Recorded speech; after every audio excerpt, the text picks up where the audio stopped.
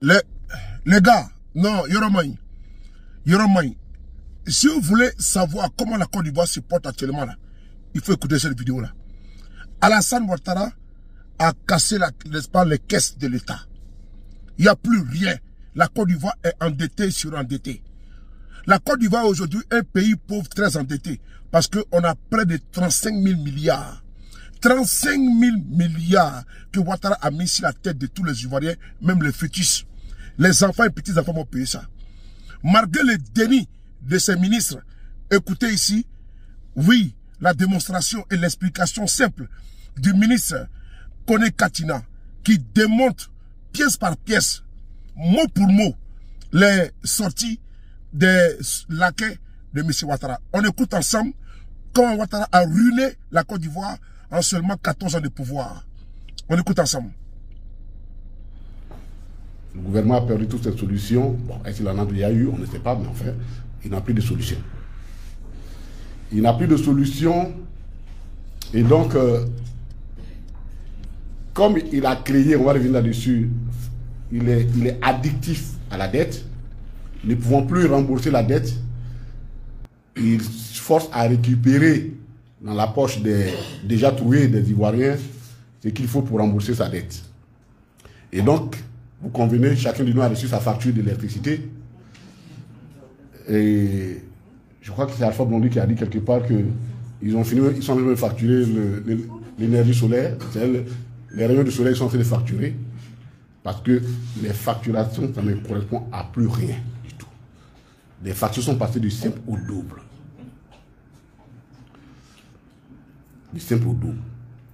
Or, l'énergie, c'est un des éléments clés des facteurs de production dans un pays.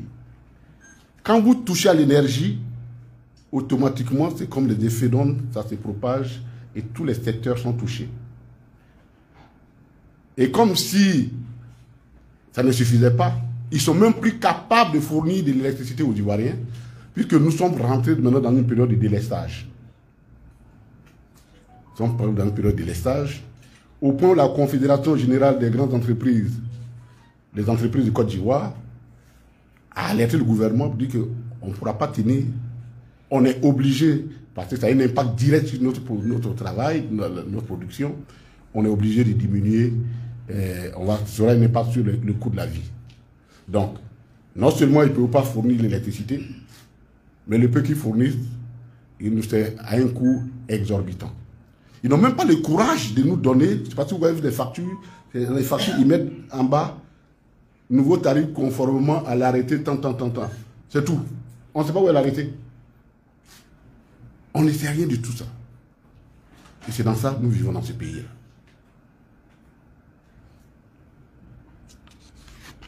Et ce délestage, les prévisions les plus optimistes disent c'est au moins sur 1 an. C'est sur au moins 1 an parce que les producteurs d'énergie thermique qui sont Azito et autres, Cyprel, ils ont des soucis. Ils ont perdu 22,8% de leur capacité de production. Et donc, évidemment, la situation est là. Donc voilà la Côte d'Ivoire du RHDP. Mais, comme si c'est pour narguer les Ivoiriens, alors qu'on augmente les charges des ménages pour pouvoir supporter, parce qu'ils ne peuvent plus tenir, mais qu'on a parlé de l'électricité, il ne faut pas oublier les impôts. Pour ceux qui ont reçu les fiches d'impôts fonciers, ils savent qu'également l'impôt foncier a augmenté de façon inhabituelle. Mais pendant ce temps, qu'est-ce qu'ils font? Ils continuent de nommer des ministres. Ça, excusez-moi quoi, à la limite, ça ressemble à du mépris. Vous souffrez, ça c'est vos problèmes. Mais moi, je nomme qui je veux. On continue de nommer. Déjà dans un exécutif hypertrophié, au lieu de le dégraisser, non, ce mammouth-là, exécutif, il continue donc de l'engraisser. Sur le dos des Ivoiriens. On ne peut pas dire à des Ivoiriens, on est dans un pays, la vie est chère, en même temps croître les charges de l'État. Ça a un problème là-dessus. Si ça c'est de l'économie, Ça, on ne nous a pas encore appris ça dans une école d'économie. Si ce n'est pas de l'économie, alors c'est du mépris pour les Ivoiriens. La Côte d'Ivoire réclame le bénéfice des avantages du statut des pays pauvres très endettés. Alors cette histoire, c'est quand même quelque chose de très simple. Professeur, docteur, voici la station, on va caricaturer. Hein. Comme quelqu'un arrive à l'hôpital sur un brancard, vous arrivez à l'hôpital sur un brancard, on dit, ah, tu es un grand malade. Il dit, non, moi je ne suis pas grand malade. Mais je veux que mon envoie aux soins intensifs. C'est exactement de chez moi. Il dit, je ne suis pas grand malade. Non, moi je ne suis pas grand, mais je veux envoyer aux soins intensifs. Il y a un problème. Envoie-moi en réanimation. Je ne suis pas dans le coma, mais envoie-moi en réanimation. J'ai un problème. De quoi s'agit-il? La Côte d'Ivoire a ratifié le 9 mai dernier. C'est un instrument qui a été créé en 2008, qu'on appelle, en fait le terme simplifié, on appelle la facilité. Mais le terme, ils appellent ça facilité africaine de soutien juridique. Ben, pour faciliter notre compréhension, on va appeler ça la facilité, c'est comme ça qu'on l'appelle. C'est un instrument que les pays, d'ailleurs les pays d'Afrique l'avaient demandé, mais les pays occidentaux avaient demandé. Pourquoi? Parce que il y avait le risque, comment retraiter la dette dans le cas des programmes PPTE, retraiter la dette des pays, alors qu'il y avait la menace des fonds vautours. Je vais vous expliquer ce qu'on appelle les fonds vautours. Ce sont les fonds d'investissement. Ils sont à 90%, même 95% américains. Eux là, on les appelle vautours parce qu'ils cherchent les cadavres. Ils cherchent les cadavres. Eux, leur rôle, c'est quoi? Ils observent. Quand un pays est surendetté et que les créanciers, certains créanciers commencent à s'inquiéter, ils cèdent leurs créances. Ils cèdent leurs créances. Ils disent, ah, moi, votre pays là, je me dois des choses, je me dois des milliards. Moi, je ne suis pas sûr qu'ils vont pouvoir me payer. Donc, ils cèdent une partie de leurs créances. Les fonds vautours reprennent ces créances-là, mais avec une décote. C'est-à-dire, je te vends. Il dit, oui, moi, je ne peux pas acheter. Hein, mais je te rembourse. C'est-à-dire que si la Côte d'Ivoire te doit 100 milliards, moi, j'achète ta créance à 80 milliards. Bon, après, on va laisser. Comme le créancier, soit lui, il a un problème personnel, ou il craint que son débiteur ne soit pas capable de lui payer, il dit, ok, moi, je vais vous céder ça à 80 milliards. Mais les fonds, là, ils sont puissants. Donc, lui, il prend 80 milliards. Et donc, il se substitue au créancier, au premier créancier. Et donc, lui, il a ça. Ce n'est plus telle personne qui devient ton créancier, ça devient ce fonds-là. Et dans ces conditions, comment faire pour traiter avec, quand on veut dire on veut annuler la dette? Comment annuler la dette d'un pays dont la dette est détenue par les fonds vautours? Toute la question était posée. Et beaucoup de pays étaient dans cette situation. Donc, ils ont créé cet instrument-là pour dire on va vous assister en cas de conflit avec ces personnes-là. Et donc, quand la banque, la Côte d'Ivoire a signé avec le FMI, l'une des conditions fixées par le FMI, c'était qu'il puisse ratifier cette convention-là pour se prémunir contre les possibilités de conflits qu'il pourrait avoir avec les fonds vautours. Dans le cadre du programme PPT réaménagé, qu'on appelle le programme de facilité de paiement, et ainsi de suite, il faut réorganiser ça.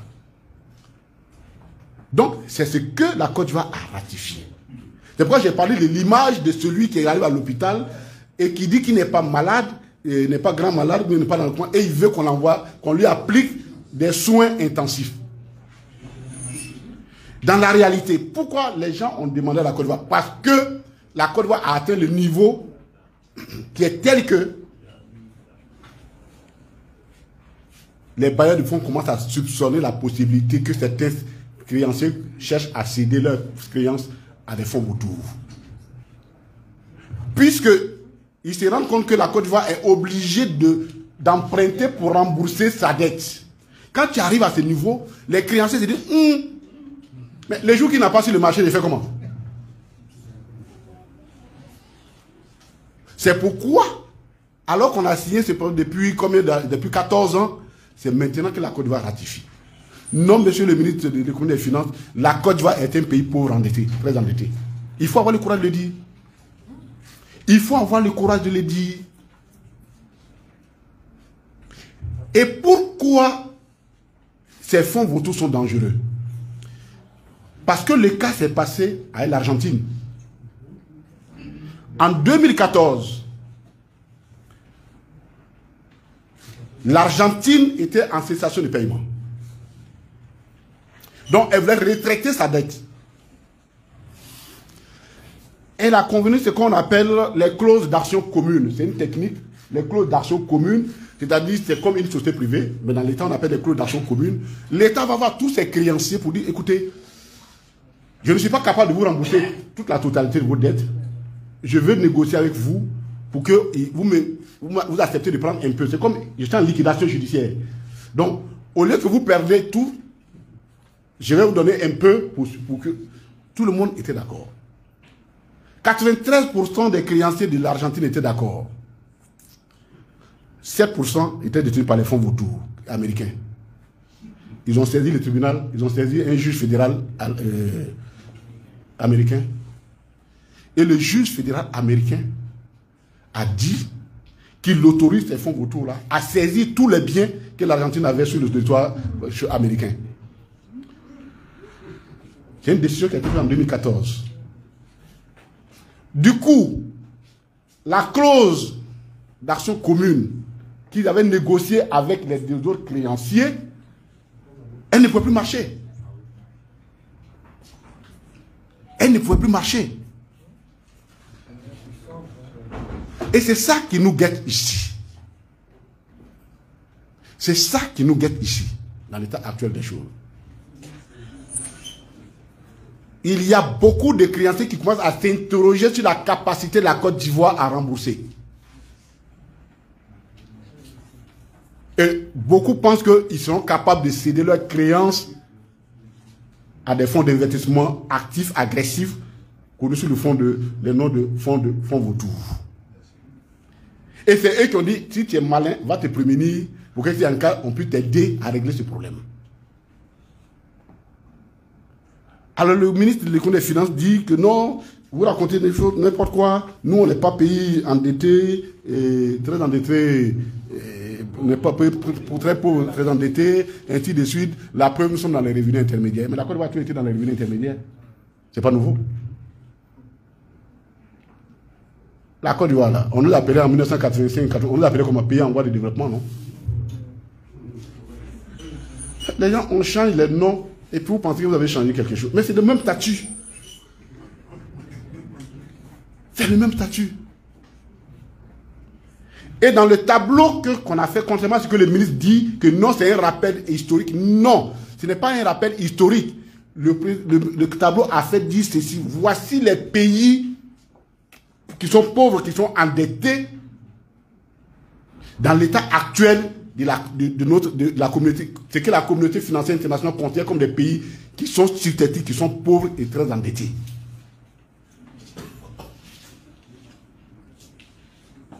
Et le mécanisme qu'on vous applique, c'est le mécanisme de gestion qu'on vous applique, c'est le mécanisme qu'on applique aux pays pauvres endettés. Donc, vraiment, cette fois, je reviens sur l'image. On ne peut pas t'appliquer une des soins médicaux qui ne correspondent pas du tout à ton état pathologique. C'est pas possible, pathogène. C'est pas possible. Si tu es malade et qu'on dit on va te mettre en sous-perfusion, c'est que ton état de maladie nécessite qu'on te mette sous perfusion. Or, ici, c'est toi-même qui réclame. On n'a qu'à m'appliquer. On n'a qu'à m'appliquer perfusion. On dit tu as parlé, dit non, c'est pas vrai. Mais je veux commencer par lui avec du com et ainsi de suite. C'est quoi cette comédie-là? Il n'y a pas à avoir honte. Il n'y a pas à avoir honte. Quand on a échoué, on a échoué.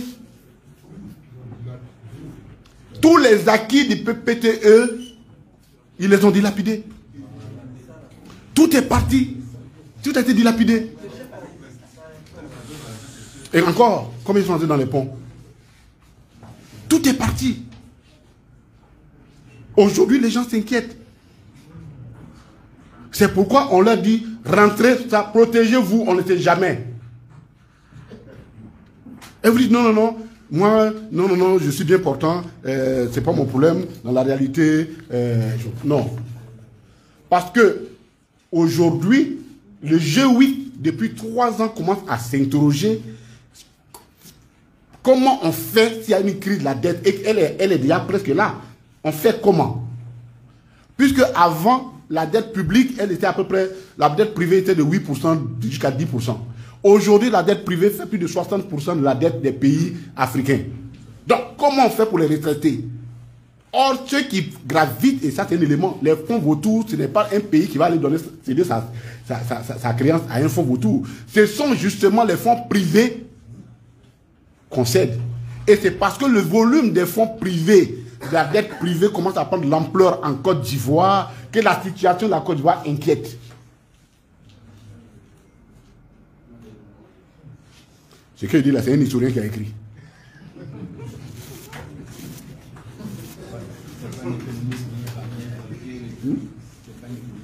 Non, non, non. C'est un historien qui a écrit ça, qui comprend ça. Donc, chers amis, il ne faut pas qu'on se joue. Non, je regarde les Ivoiriens en face. Notre pays va mal.